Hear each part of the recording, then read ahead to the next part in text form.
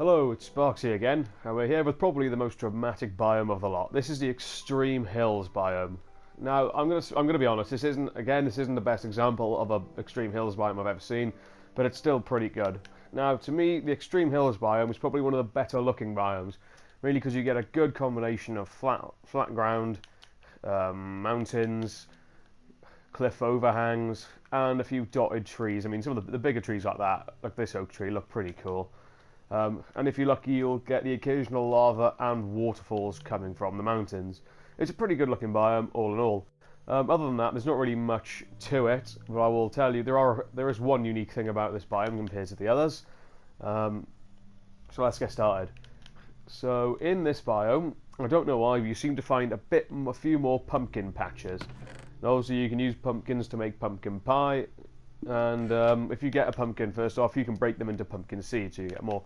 Here's a pumpkin patch in an extreme hills biome.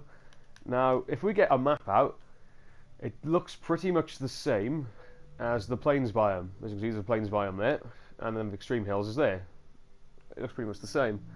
But if we look at the grass, you can see the grass is a darker colour in the extreme hills biome compared to the plains biome. And on that map, there's a bit more of an olive green sort of colouring for the mountains and such. So there are some key differences, but do be careful or be wary, just to be sure that you don't confuse the two. Another thing with these biomes is that these overhangs can spawn monsters in the daytime. Now, I did see a creeper here before I started. So yeah, be careful. You can also get skeletons and all the other mobs.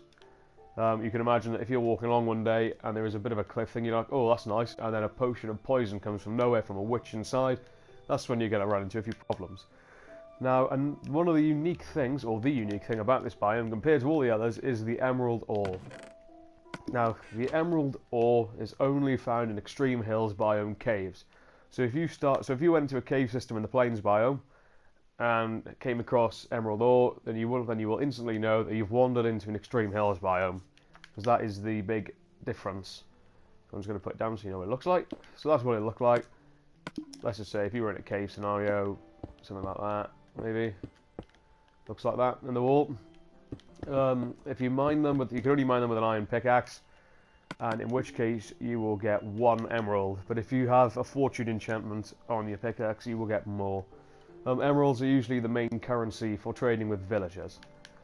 I've been Sparksy, and this has been the Extreme Hills Biome.